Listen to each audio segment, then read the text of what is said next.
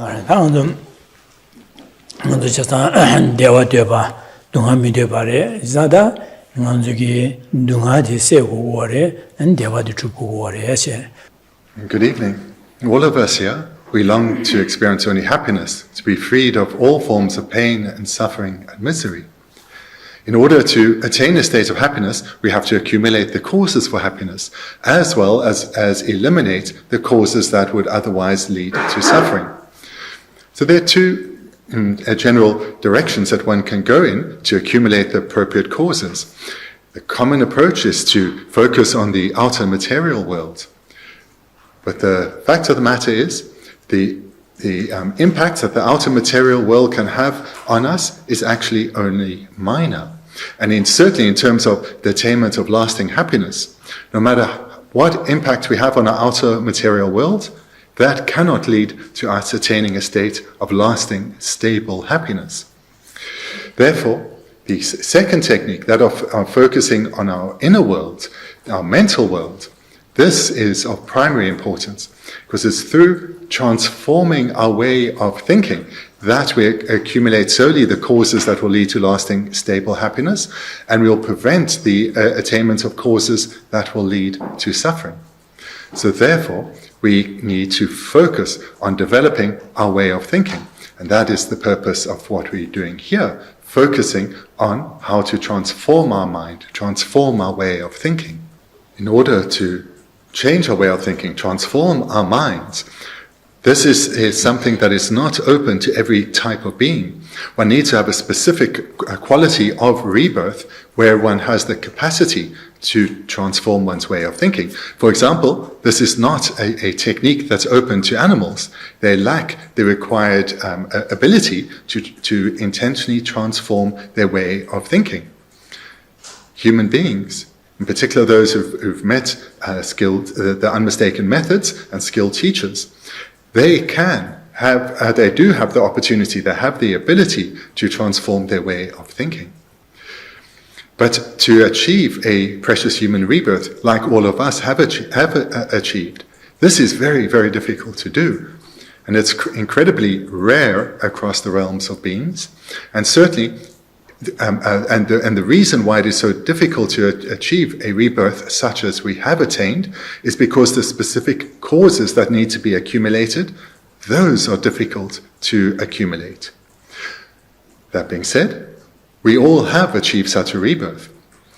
But merely attaining this rebirth is insufficient. One has to put this rebirth to good use. In this way, we will achieve the causes that are required. But if we don't put this rebirth to good use, when death comes, this opportunity will be lost. And there's no certainty at all that such a rebirth that is so difficult to be achieved will be attained in our next life.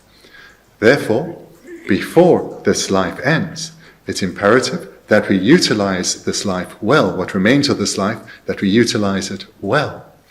And this, in brief, is what we looked at last week in the preceding verse.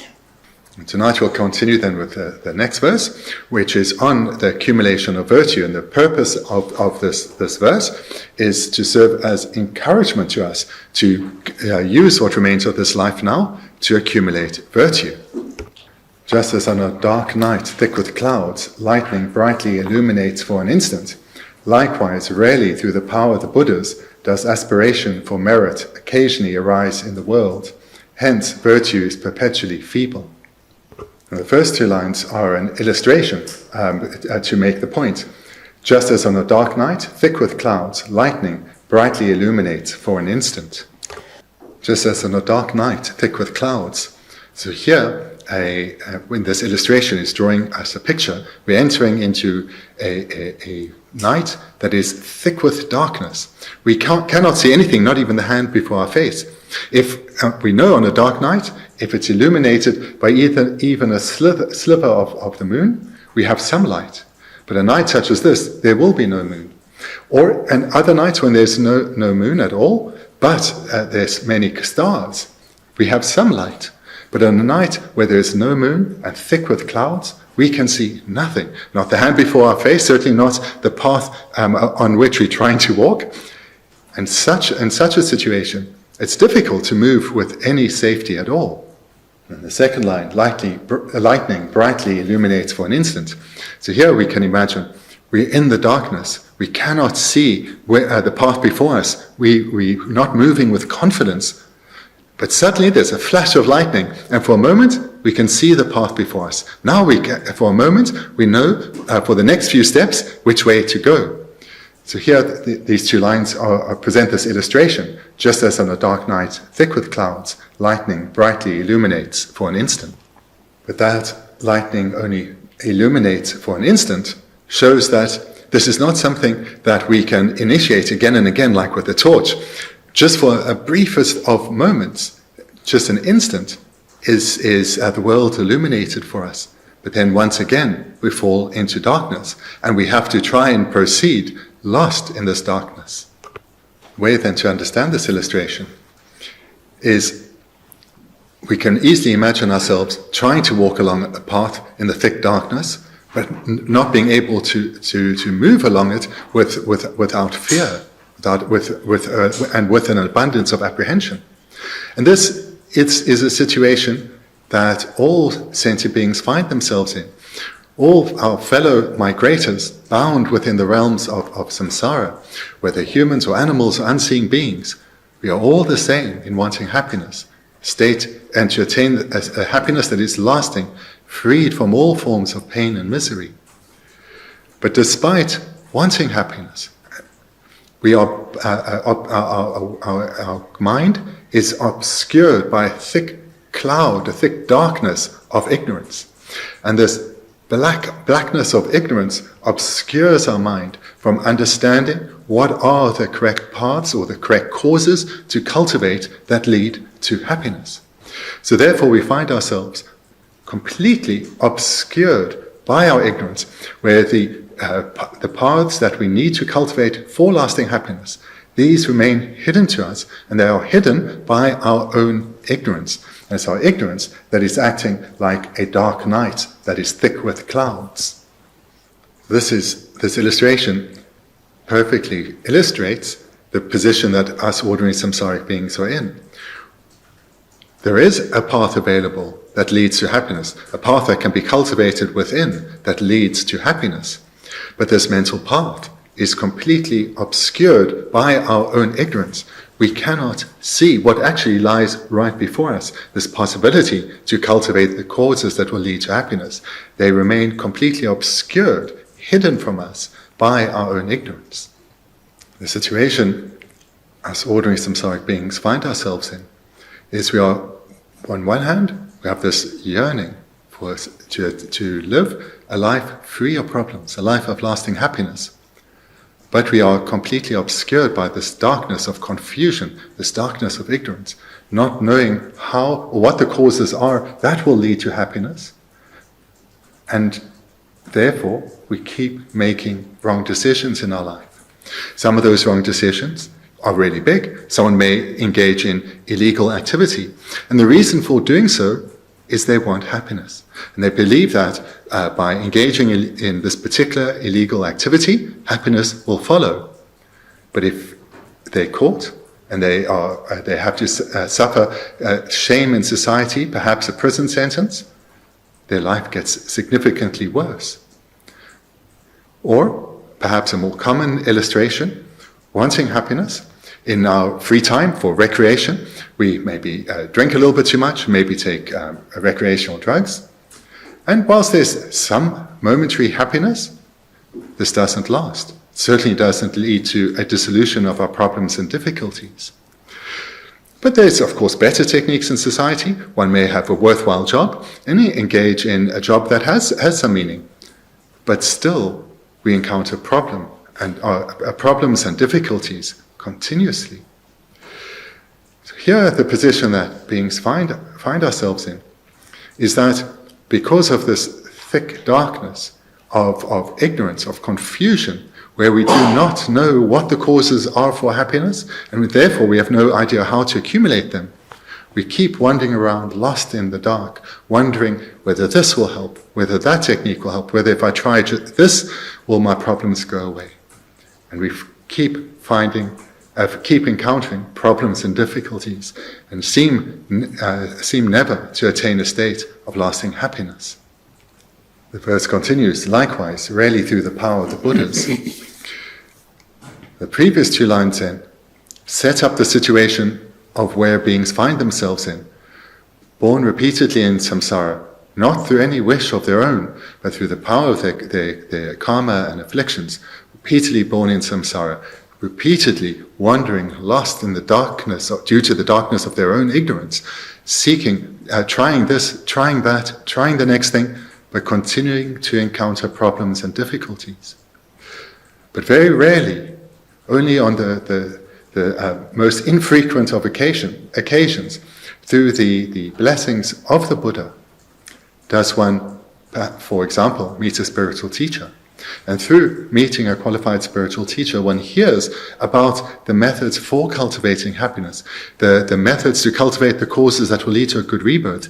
And one may even hear about the methods to cultivate the causes that will lead to liberation from samsara or even enlightenment itself. But such a meeting, such an encounter is exceptionally rare. It can be said almost to never happen in the sense of its rarity. So if you imagine being outdoors for an entire dark night, and there is a single flash of lightning, which for that brief moment illuminates the path for us, showing us the direction to travel. That illustration that was presented at the beginning shows for us the great rarity of if we take the entire expanse of hours, that flash of lightning lasts for an instant. So in the span of lifetimes, to meet the teachings of a Buddha, this is incredibly rare. Opportunities such as these so seldom come. So this then is how to understand this analogy, that to meet the teachings of the Buddha is incredibly rare. Just like over the entire expanse of a night, this single flash of a moment, like that illustration of rarity, it is to meet the teachings of the Buddha. One may say, but hang on, how can one say the teachings of the Buddha are that rare? He taught 2,500 years ago, the teachings have existed in an unbroken lineage in that time, and yes, I've met them, and if I'm here now or not, well, there's also tomorrow, so it doesn't seem so incredibly rare to me. This statement about the rarity of meeting the Dharma, this needs to be established by reasons, and there are two reasons establishing it. The one is from the perspective, the rarity is from the perspective of time, and the second, the rarity is from the perspective of the place where teachings are bestowed. So looking at it in terms of time, well, we can understand that certainly the texts present that across eons of time, only very rarely will the teachings of a Buddha abide in the world. The vast majority of time, 90% or more of the time, there will not be teachings of the Buddha alive in the world.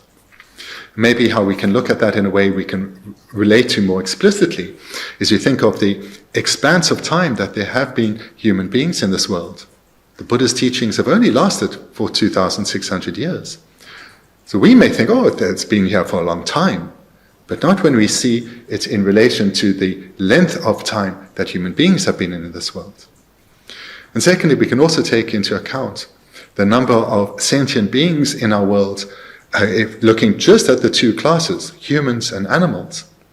Amongst them, only humans have the intellect to engage with the Dharma, and amongst humans, very few have interest, and amongst those who have interest, so few have the opportunity. In this way, looking at the number of beings, we can also see just how rare it is to meet the Dharma. So therefore, in terms of across the expanse of when humans have lived in this world, we see how rare it is that the Dharma exists, and across the expanse of beings that living in this world, how rare it is for a being to have the interest and opportunity and capacity to engage with the Dharma.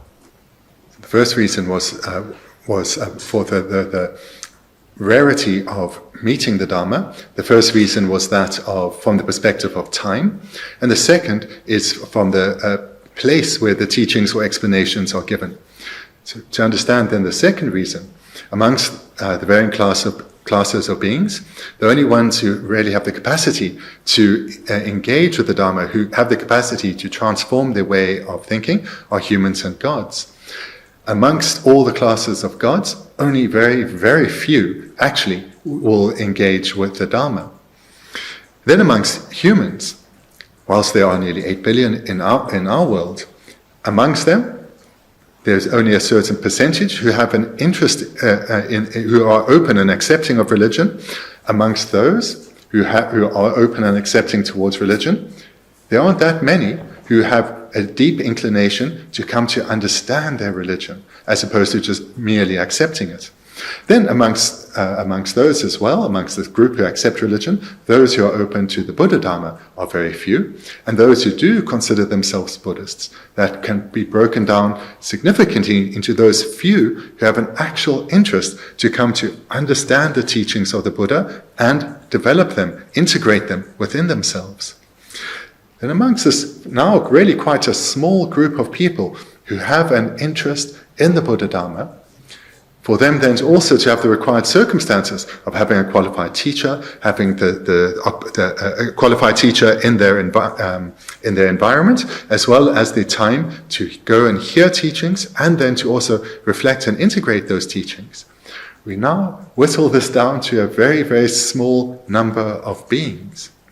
So therefore, the second reason that presents the rarity of encountering the teachings, that of the place of teachings, here we come to understand by how few beings there are who actually have all the conditions required, such as interest and access to be able to meet the Dharma, as well as then the first reason, that of time, that the teachings are actually existent in our world. So in terms of looking at the rarity of meeting the Dharma from the perspective of the place of where teachings are available, here we think of the vast number of causes that actually need to be accumulated for such an opportunity to be encountered.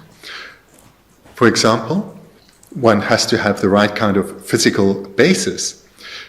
There are many ants around here, there are many fish in the sea, but they have no teacher, they have no one presenting the Dharma to them, because they don't have the right rebirth, the right mental capacity and physical capacity to be able to absorb teachings and transform their way of thinking.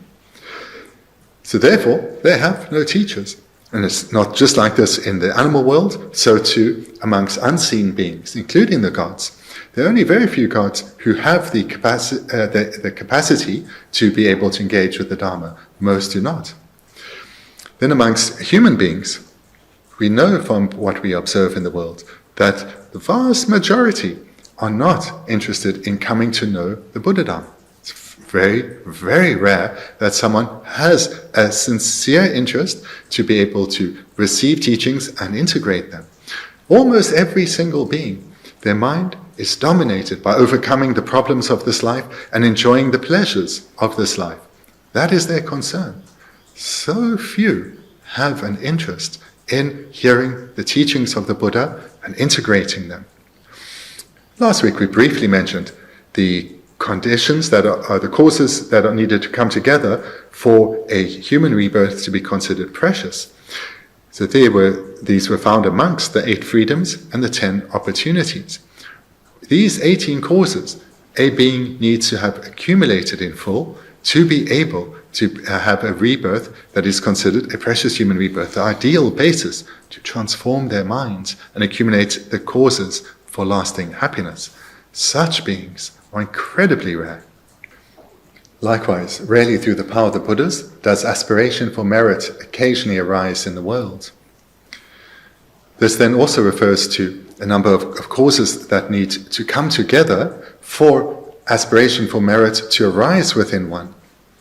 So these have been briefly mentioned thus far: having a human rebirth, having an interest to meet the Dharma, having then met a teacher, and having an interest then to hear teachings and cultivate them within oneself. So this then we can express also as an aspiration to accumulate merit. Such an aspiration also only arises occasionally. And here, when the merit that one is aspiring for is the merit that is required to bring about the causes that will lead to happiness. These causes we would have learned from our spiritual teacher. So we first need the aspiration to hear this, and then we need the ongoing aspiration to cultivate these within our minds, and thereby to have them as our intent. So these will be the causes that will lead to the accumulation of merit that will result in a good rebirth as a human or God.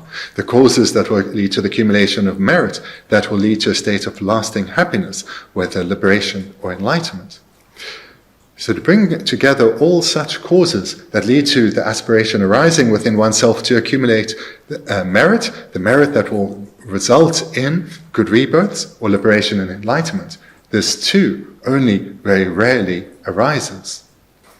As I've mentioned in each of our talks, the way to relate to the Dharma teachings is to see these as coming from the original author as direct instructions for ourselves, personal advice for ourselves.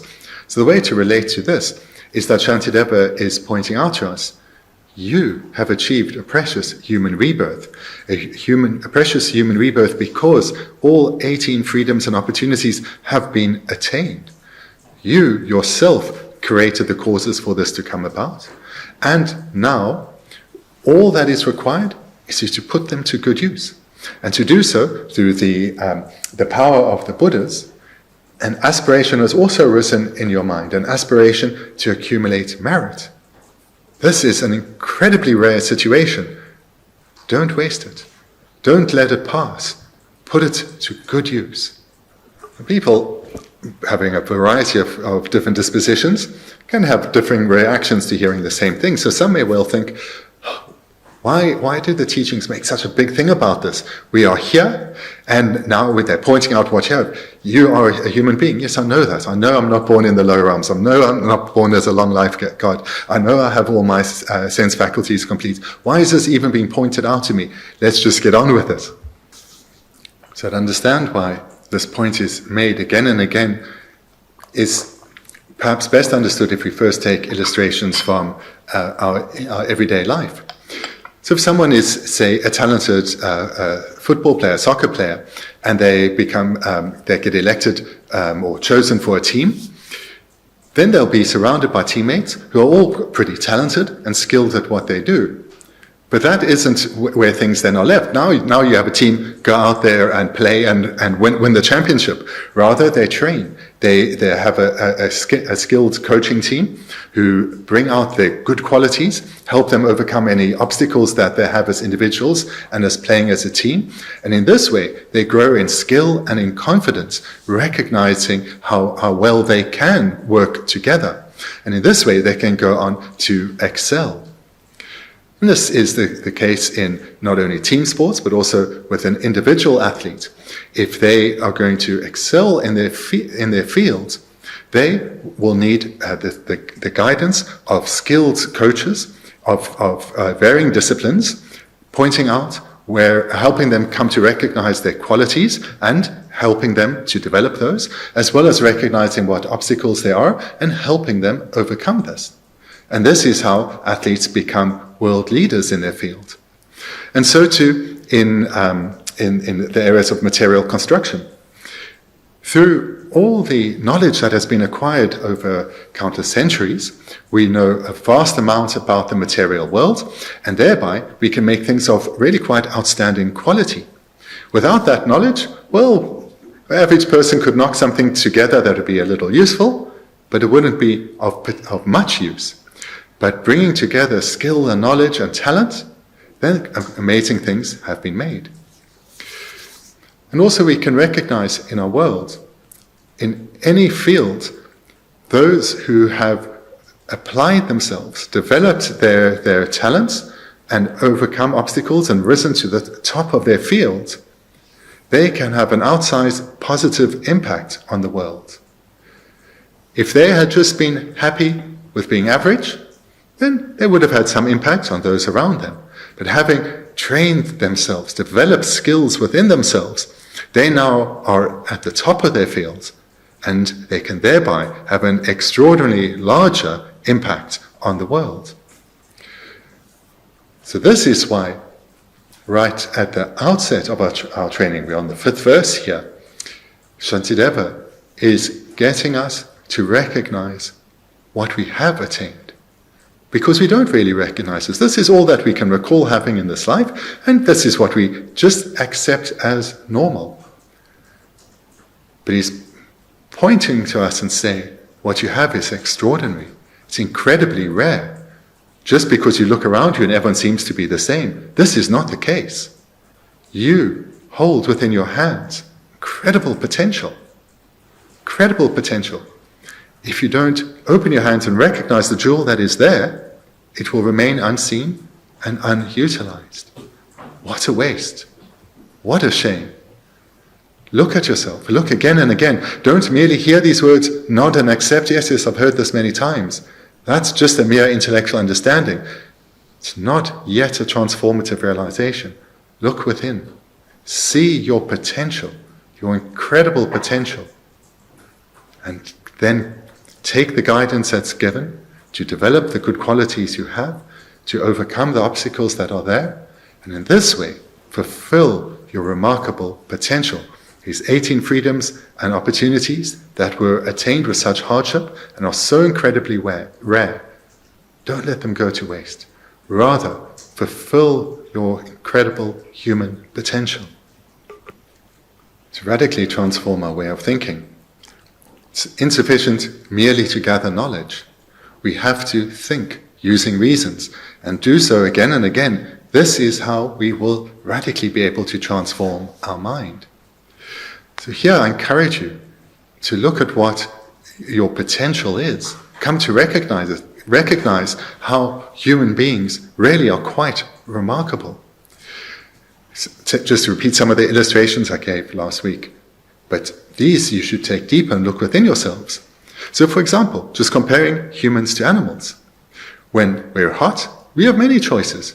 We can take some of the layers of clothes off. We can turn on air conditioning or open a window. We have many choices. Animals, hopefully there's some shade around. That's about it. Or if it's cold in the winter, animals, well, maybe they're huddled together, or hopefully a bit more hair will grow, fur will grow. But for us, we can put on new clothes, or more clothes, we can turn up the heating. Many things we can do. We're not even restricted by the limitations of this human body. We cannot fly, but we can create machinery such as aeroplanes, and we can fly. When we're ill, there's so much that we can do. There's been all this research over centuries, and now there's excellent medical treatments that we can go for, can be diagnosed and treated. What can animals do? Not very much. Not very much. Hopefully, there'll be a human nearby that can care for them, because humans have the intelligence, they can help other species. But animals on their own, what can they do? And all these varying skills that human beings have, across whether they are physical skills, such as with athletes, or other skills that are mainly mental, these have all come about independent on the gathering of knowledge and the developing of those skills through training, repeatedly over a sustained period, developing that skill base. This is all possible because of this remarkable human intelligence that we all possess. And this we tend to take for granted. And that means we do not come close to fulfilling our actual potential. So Shantideva is encouraging us here to reflect on our potential again and again. So the goal that we want to come to is, on one hand, to develop deep self-confidence that I can become someone remarkable. That all the limitations that I believe I have, these I can largely overcome. But to do so, we need confidence. To develop that self-confidence, we need to look at ourselves clearly, vividly, remove the obscurations of how we see ourselves and recognize our incredible potential. And to do so, you need to reflect repeatedly, with reasons, with knowledge. In this way, one will be able to develop a sense of confidence based on recognizing our remarkable human potential. The next line, hence virtue is perpetually feeble. So here if we look at in these two lines, In the one line we have the word merit, and the next line we have the word virtue. So what is being referred to here is the accumulation of what are the causes that will lead to happiness, as well as those that will lead to the overcoming of suffering. So the accumulation of virtue, we can understand, there are many illustrations. The primary one to focus on, the very foundation, is the determination, I will not harm. I will not harm any being through my physical behavior, my way of my speech, or even my way of thinking. I will not bring harm in my interactions with others at all. So this is the ethical restraint, where we restrain our body, our speech, and our mind. If one just hears this and accepts it, that's fine, but it's not going to lead to much transformation.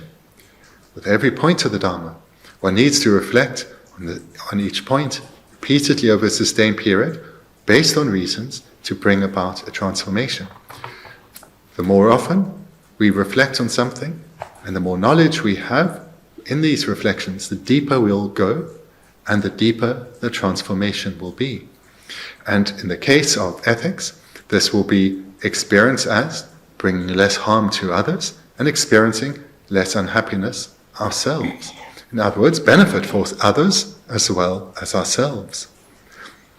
Then a companion reflection would be, not only will I ensure I do not harm others in any way through my body, speech or mind, but actually I'll utilize my body, speech and mind to bring benefit to others. So the first reflection is I will not harm. The second is I will benefit. I'll use my body, I'll use my speech and my way of thinking to benefit others. And in fact, whatever resources I have around me, I will utilize these to benefit others. This too is this act of generosity, or this cultivation of a wish to give. This too is accumulating causes for happiness, as well as being a cause to eliminate suffering. This too needs to be reflected on repeatedly. Thirdly then, the reflection on patience, where whatever unwanted circumstances I encounter, whether external to me or arising from within, I'll ensure my mind stays relaxed, spacious and calm. My mind stays undisturbed in the face of adversity, no matter where it comes from, whether from without or from within. And then this way, through cultivating a patient attitude, not only are we accumulating the causes for happiness, but we're also accumulating the causes that will lead to the overcoming of suffering. And in addition to ethical restraint, generosity and patience, there's that of joyous perseverance. And this will arise by recognizing the great importance of these meditations, of then living our lives in accordance with this way of thinking. And we'll be taking delight in who we are becoming and want to persevere ever more, no matter what we encounter in this way of thinking. In this way, we develop delight in virtue. Just look at a few lines together. Likewise, rarely through the power of the Buddhas does aspiration for merit occasionally arise in the world. Hence, virtue is perpetually feeble. We've just then looked at what merit and virtue refers to. So just to repeat two of the trainings. The first is that of ethics, where which is the determination not to bring harm through our physical behavior, our speech, or even our way of thinking. And then the mind of generosity, which is the wish to actually give of ourselves. So not just to restrain, but also to give of ourselves, whether with our body, our speech, or our mind. Whatever we have at our disposal, use that to ease the suffering of others, to bring benefit into the lives of others. So this is the accumulation of virtue. However, as this line then makes clear, virtue is perpetually feeble. So these virtuous ways of thinking, they're very weak. They quickly fade away. So now, whilst hearing these words, the wish may arise within one to have a strong ethical foundation, to be a person that naturally gives of oneself. But then quickly, one forgets this, and one goes on about our life, drawn and distracted to varying worldly pleasures. We need to recognize that these virtuous minds are weak and unstable. They come and they go. Therefore, we need to train these minds, develop these minds, not just now and again, but repeatedly over a sustained period. Because whilst we do have these virtuous minds within us, their strength is weak and they arise rarely. Therefore, we need to train repeatedly over a sustained period to become ever more habituated to this way of thinking. So these virtuous minds, such as generosity and patience and ethics, they become our natural way of being. They are much more dominant within us, and they are the ones that naturally arise no matter what we encounter. So here Shantideva is guiding us precisely in how to transform our mind through cultivating virtuous, wholesome ways of thinking. Cultivating these wholesome ways of thinking come about in dependence on gathering knowledge and reflecting repeatedly over a sustained period. Developing these virtuous minds ever more strongly within us, these are the causes for happiness. And as they become ever stronger within us, the causes of suffering, contrary, opposing ways of thinking, naturally become weaker. This is how we develop to naturally, spontaneously become more wholesome, more virtuous people. Here we are being encouraged by Shantideva to meditate again and again on, I will not harm others. I will not harm others in any way. And as well as, I will benefit others in every way I possibly can. And the way to engage in these meditations isn't just to repeat those two lines again and again, but to look at those, at the sentiment behind there, look at the reasons establishing it, and look ever more deeply. Then apply it to actual lived situations, starting in particular with those with whom you have the most contact with. Usually these will be the people that you live with, your loved ones, your family. Then you can role play situations. Where was I ethical? And rejoice in that. Where was I generous? And rejoice in that. Where was I not? How could I rather have been? And this way, train our mind in relation to our actual lived experience with those people that we encounter the most. Because in this way, we will be training our mind to interact with those that we meet most often in a way that does not bring harm, but actually we bring them benefit. And thereafter, as we become more skilled in this, we expand this circle, starting with those that we are closest to, probably those we live with, make it a bit broader, perhaps our broader family, then later a bit broader, taking in our place of work perhaps, and eventually throughout our community, throughout our nation, throughout the entire world. But we need to meditate in this way, using knowledge and reasoning, repeatedly over a sustained period, and in relation to our actual lived experience, in particular with those that we have most contact with, and then slowly, because we're doing this meditation repeatedly over a sustained period, then slowly we expand it out. So this is how Shantideva is advising us to cultivate ways of thinking that will lead to lasting happiness and will ensure that we experience ever less problems and difficulties in our life, and the impact that we have around us is more and more positive. So what I hope you take away from our time together tonight is the importance to look at yourself, to recognize what you have achieved, particularly to come to see your great potential as a human being, this remarkable intelligence that you have, as well as having an interest in the Dharma, having met the teachings, and having the opportunity, the space in your life to receive teachings and cultivate them within your mind. Recognize this, see how valuable this is. Moreover, to the extent that you come to recognize this remarkable human life that you have achieved, through using reasons, develop the determination, I will not use this life to bring harm to others. I will refrain my mind and thereby ensure I do not bring harm to others. And think of real lived experiences where you have done this or where you have not done so. Developing ever more skill through reflecting in this way on how to interact, engage with others in a way that does not bring harm. And then the companion meditation with this is I will use this remarkable life to benefit others through my physical actions, my way of speaking, my way of thinking, always to benefit others, never to harm, always to benefit, and as much as I can. And again, the steps of the meditation are the same. Using knowledge, go deeper within oneself, look at your lived experience, where have I done well, where could I have done better, how to do so, and in particular, in relation first to those that we are closest to. So that then is what should be taken away from tonight's class together. Okay, then thank you very much.